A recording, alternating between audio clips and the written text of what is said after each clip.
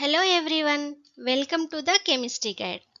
మనం ముందు వీడియోలో measurement of physical properties, SI unit system and 7 base units and their definitions తెలుసుకుందాము. ఈ యూనిట్లో మనము prefixes used in the SI system అనేది తెలుసుకుందాము. సో ప్రిఫిక్స్ అంటే ఏంటి?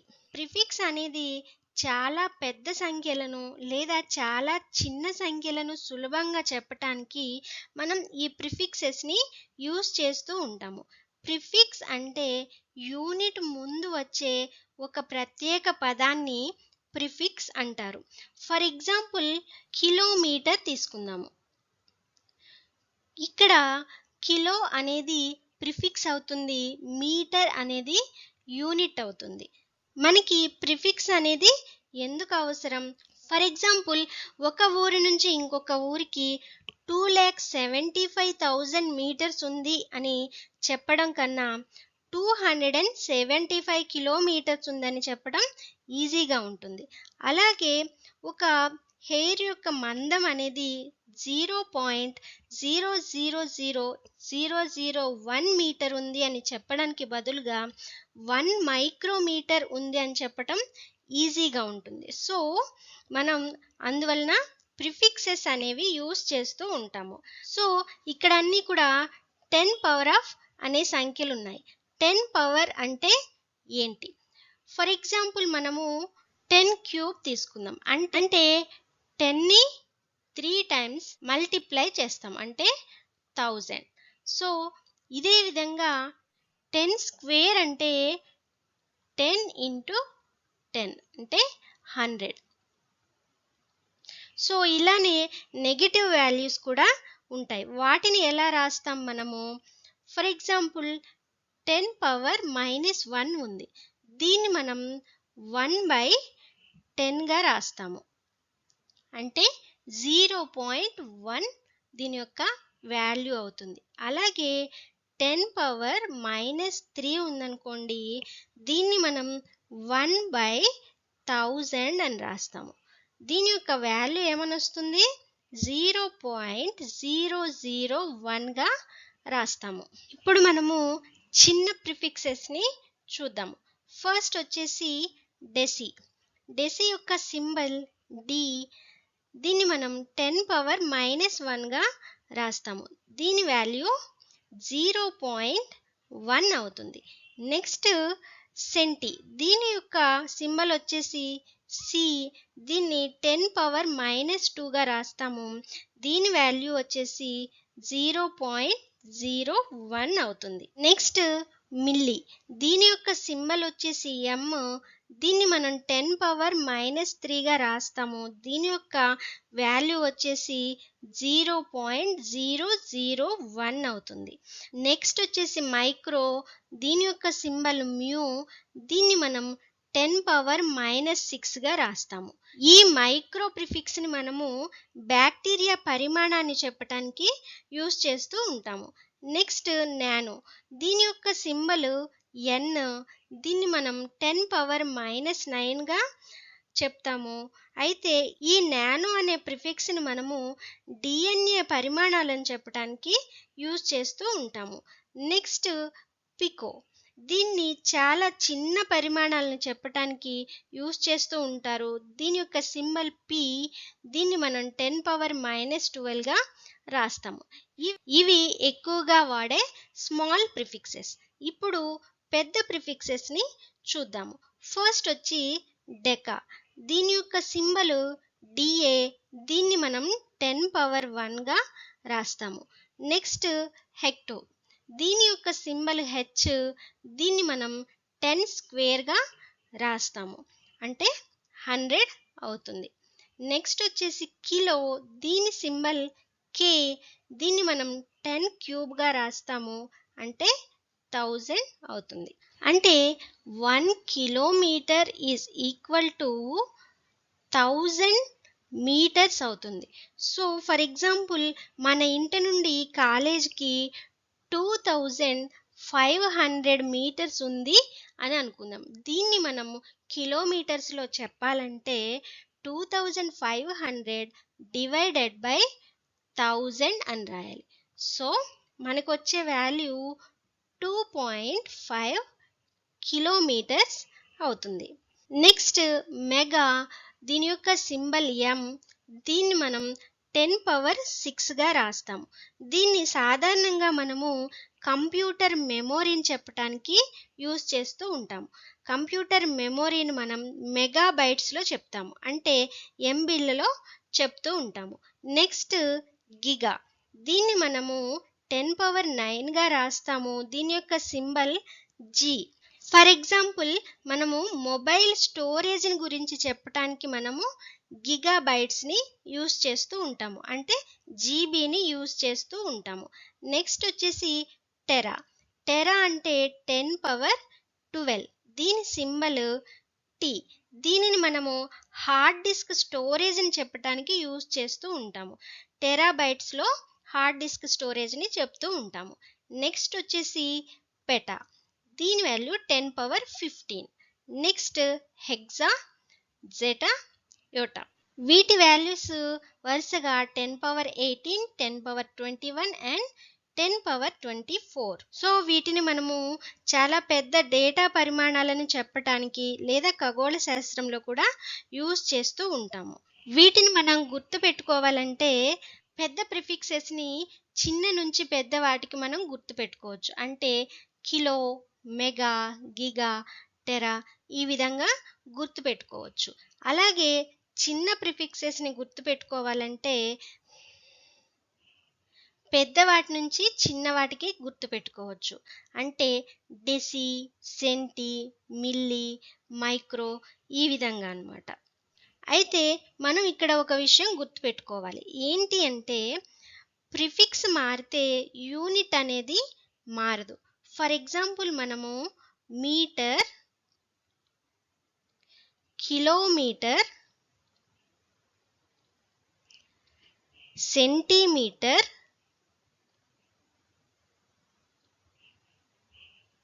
మిల్లీమీటర్,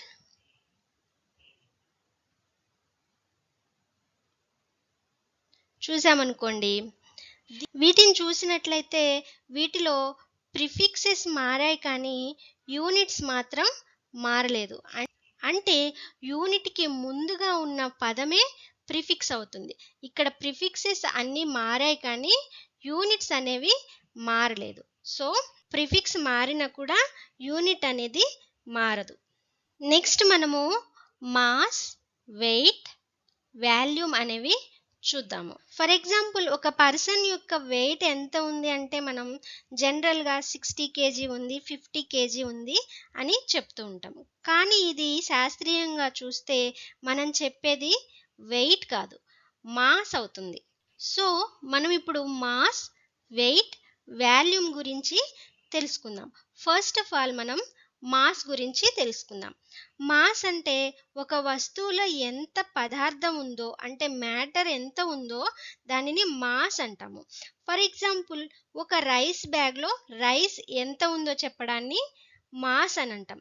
ఒక షుగర్ ప్యాకెట్లో షుగర్ ఎంత ఉంది అని చెప్పడాన్ని మనము మాస్ అని అంటాము. మాస్ యొక్క ఎస్ఐ యూనిట్ వచ్చేసి కిలోగ్రామ్, సింబల్ ఎం అవుతుంది. అయితే ఈ మాస్ అనేది మారదు.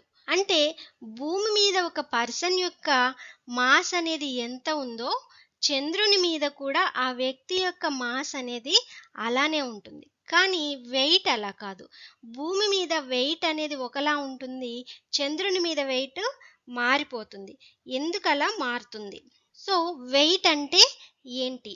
వెయిట్ అంటే భూమి గురుత్వాకర్షణ, అంటే గ్రావిటీ వల్ల ఒక వస్తువుపై పడే బలాన్ని మనం వెయిట్ అని అంటాము. మనం ఈజీగా చెప్పాలంటే భూమి మనల్ని తన వైపు లాక్కుంటూ ఉంటుంది. ఆ బలాన్నే మనం వెయిట్ అని అంటాము. ఇక్కడ weight is equal to mass into gravity అనేది వెయిట్కి ఫార్ములా. ఇక్కడ డబ్ల్యూ అంటే వెయిట్, ఎం అంటే మాస్, జీ అంటే గ్రావిటీ అవుతుంది. గ్రావిటీ అంటే భూమి మనల్ని కిందకు లాగే శక్తినే మనం గ్రావిటీ అంటాము. భూమి మీద గ్రావిటీ ఎంత ఉంటుంది? Gravity 9.8 metre per second square ఉంటుంది. దీన్ని మనం జనరల్గా 10 మీటర్ ఫర్ సెకండ్ స్క్వేర్గా తీసుకుంటూ ఉంటాము. ఫర్ ఎగ్జాంపుల్, ఒక పర్సన్ యొక్క మాస్ అనేది 60 కేజీ ఉందనుకుందాము. అప్పుడు అతని యొక్క వెయిట్ ఎంత ఉంటుంది? Weight is equal to m into g, అంటే మాస్ ఇంటూ గ్రావిటీ అవుతుంది. So weight is equal to 60 into 9.8 metre per second square అవుతుంది. సో ఆ వ్యక్తి యొక్క వెయిట్ భూమి మీద మనకి 588 న్యూటన్స్ అవుతుంది. జనరల్గా మనము వెయిట్ యొక్క యూనిట్ వచ్చేసి కేజీ అనుకుంటాము, కానీ వెయిట్ యొక్క యూనిట్ న్యూటన్. ఎందుకంటే వెయిట్ అనేది ఒక ఫోర్స్ యొక్క యూనిట్ న్యూటన్ అన్నమాట. సో చంద్రునిపై వెయిట్ అనేది ఎందుకు తగ్గుతుంది? చంద్రునిపై గ్రావిటీకి భూమి మీద ఉన్న గ్రావిటీకి తేడా ఉంటుంది. భూమి మీద మనకి గ్రావిటీ వచ్చేసి 9.8 మీటర్ ఫర్ సెకండ్ స్క్వేర్ ఉంటే చంద్రుని మీద గ్రావిటీ అనేది 1.63 ఉంటుంది. మాస్ అనేది మారదు అండ్ వెయిట్ అనేది ప్లేస్ని బట్టి మారుతూ ఉంటుంది. ఫర్ ఎగ్జాంపుల్, 60 కేజీ ఉన్న పర్సన్ యొక్క వెయిట్ భూమి మీద 588 న్యూటన్స్ ఉంది. అదే వ్యక్తి యొక్క వెయిట్ అనేది చంద్రునిపై ఎంత ఉంటుంది? Weight is equal to mass 60 KG and gravity, చంద్రుని మీద గ్రావిటీ ఎంత ఉంటుంది? 1.63 ఉంటుంది. అంటే ఆ వ్యక్తి యొక్క వెయిట్ అనేది 97.8 న్యూటన్స్ ఉంటుంది. అంటే 60 కేజీ మాస్ ఉన్న వ్యక్తి యొక్క వెయిట్ అనేది చంద్రుని మీద 97.8 న్యూటన్ ఉంటుంది. మాస్కి వెయిట్కి మధ్య తేడా మనం గమనించినట్లయితే మ్యాటర్ యొక్క పరిమాణాన్ని మనం మాస్గా తీసుకుంటాము, గురుత్వాకర్షణ బలాన్ని మనం వెయిట్గా తీసుకుంటాము. మాస్ని మనం కేజీలో కొలుస్తాము, వెయిట్ని న్యూటన్లో కొలుస్తాము. మాస్ అనేది మారదు, వెయిట్ అనేది మారుతుంది. అలాగే మాస్ స్కేలర్ క్వాంటిటీ, వెయిట్ అనేది వెక్టార్ క్వాంటిటీ. ఇక్కడ ఒక డయాగ్రామ్ ఉంది, దీనిని మనము ఎనలైటికల్ బ్యాలెన్స్ అని అంటాము. దీనిని ల్యాబొరేటరీలో మాస్ కొలవటానికి ఉపయోగిస్తూ ఉంటారు. కెమిస్ట్రీలో చాలా చిన్న పరిమాణాలను కొలవడానికి ఈ ఎనలైటికల్ బ్యాలెన్స్ని యూజ్ చేస్తూ ఉంటారు. జనరల్గా మనం యూజ్ చేసే బ్యాలెన్స్ స్కేల్స్ అనేవి యాక్యురేట్ మెజర్మెంట్ని ఇవ్వవు, అందుకని మనము ఎనలైటికల్ బ్యాలెన్స్ని యూజ్ చేస్తూ ఉంటాము. నెక్స్ట్ వచ్చేసి వాల్యూమ్. వాల్యూమ్ అంటే ఏంటి? ఒక వస్తువు ఆక్రమించే స్థలాన్ని వాల్యూమ్ అని అంటాము. ఫర్ ఎగ్జాంపుల్, ఒక బాటిల్ ఉందనుకోండి, ఆ బాటిల్ ఎంత స్థలం ఆక్రమిస్తుంది అనే చెప్పేది వాల్యూమ్ అవుతుంది. ఒక బాటిల్లో 1 లీటర్ వాటర్ పడితే దాని వాల్యూము 1 లీటర్ అవుతుంది. వాల్యూమ్ యొక్క SI యూనిట్ వచ్చేసి cubic metre. Volume is equal to length into breadth into height. Length 1 metre, breadth 1 metre, height 1 metre ఉంటే దాని యొక్క volume is equal to 1 cubic metre అవుతుంది. ఇక్కడ మనము లీటర్ మరియు క్యూబిక్ యూనిట్స్ గురించి చూద్దాం. 1 litre is equal to 1000 ml అవుతుంది. 1 ml is equal to 1 cubic metre అవుతుంది. ఇక్కడ చూస్తే సాధారణంగా మనకి ఒక టీ స్పూన్లో 5 ml లిక్విడ్ పడుతుంది. ఫ్యూ డ్రాప్స్ ఆఫ్ మెడిసిన్ చూస్తే 1 ml ఉంటుంది.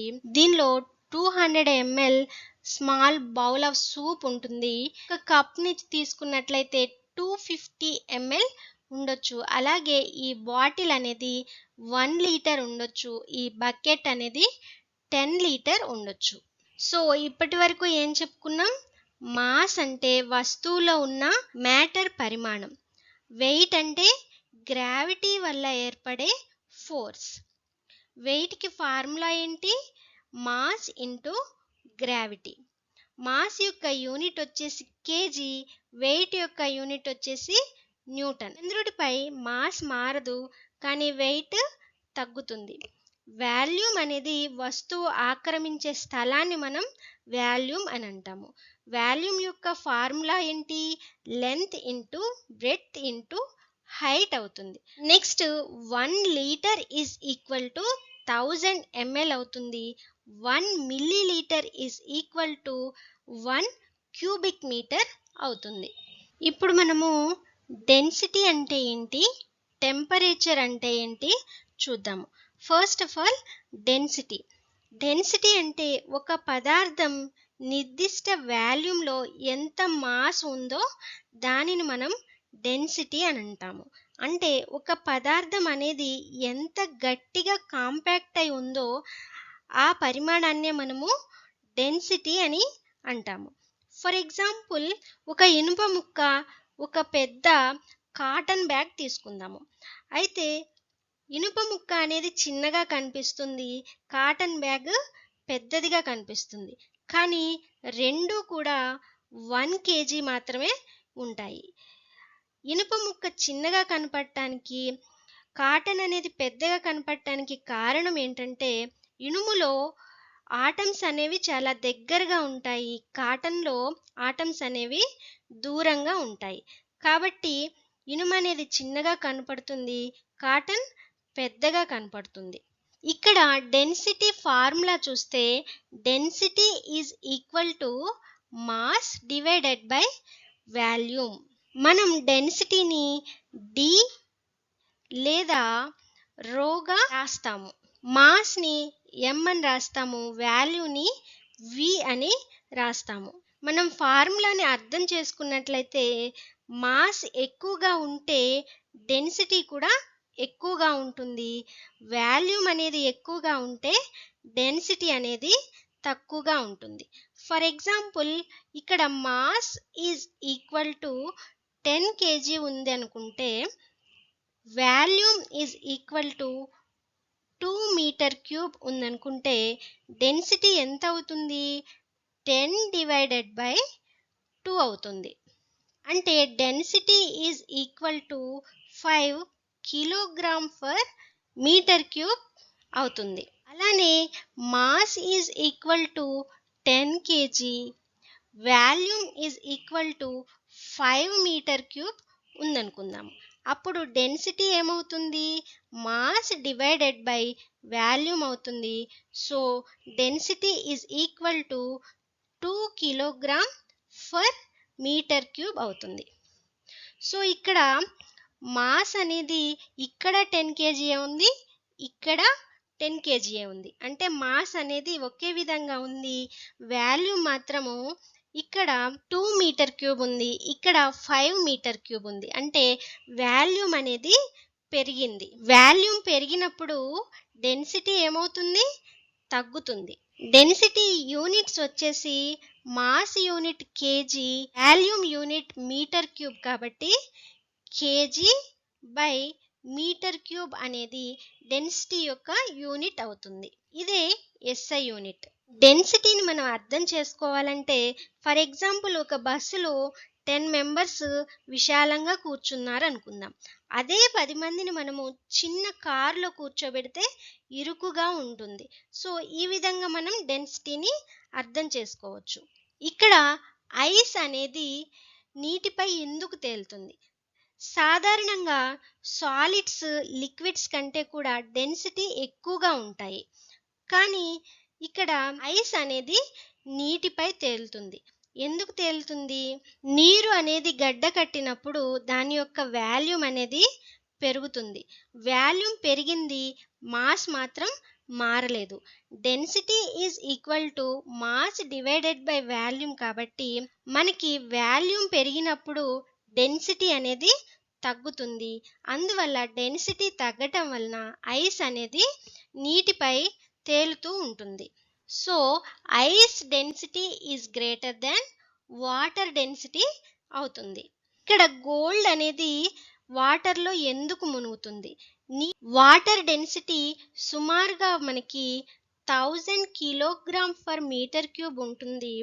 గోల్డ్ యొక్క డెన్సిటీ వచ్చేసి 19,300 కిలోగ్రామ్ ఫర్ మీటర్ క్యూబ్ ఉంటుంది. అందువల్ల గోల్డ్ యొక్క డెన్సిటీ ఎక్కువగా ఉండటం వలన గోల్డ్ అనేది వాటర్లో మునిగిపోతుంది. డెన్సిటీ యొక్క యూజెస్ ఏంటి?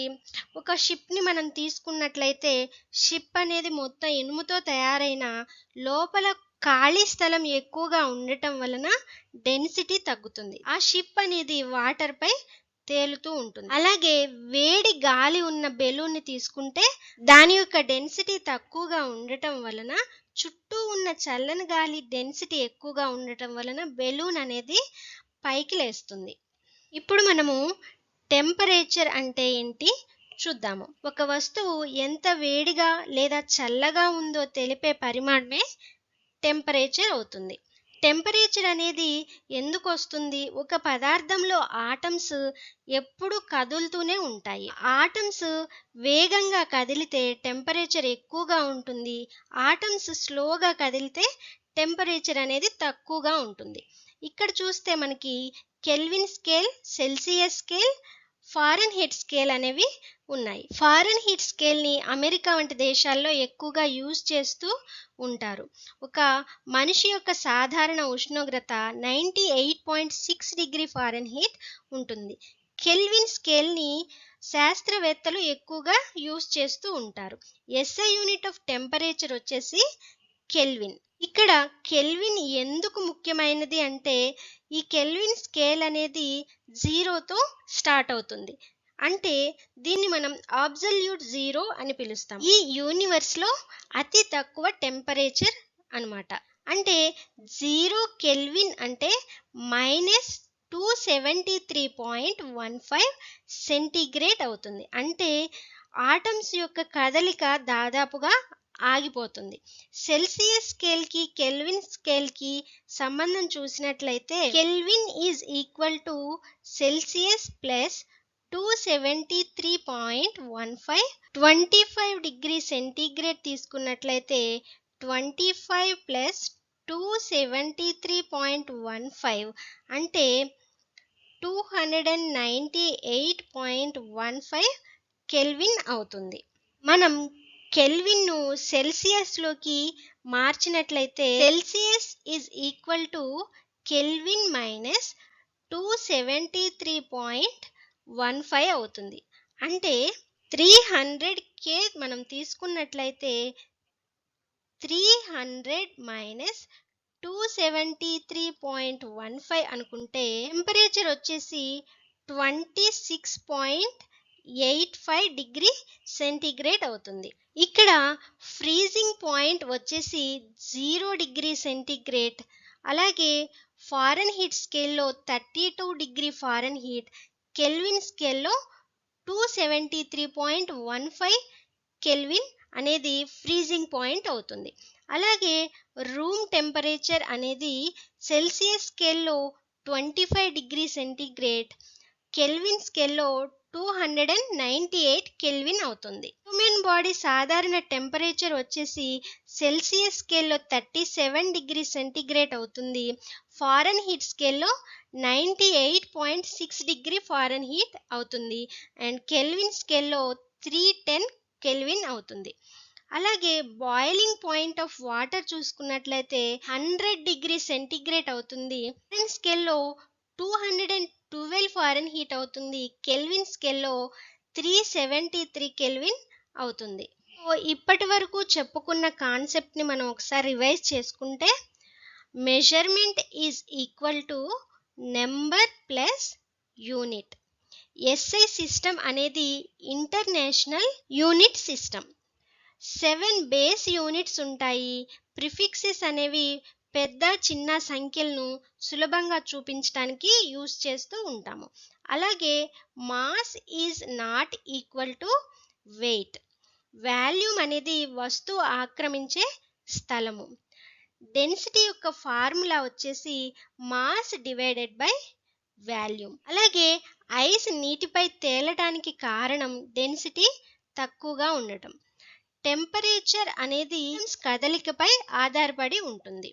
ఎస్ఐ యూనిట్ ఆఫ్ టెంపరేచర్ వచ్చేసి kelvin. Absolute zero is equal to 0 kelvin. So that's all for this video.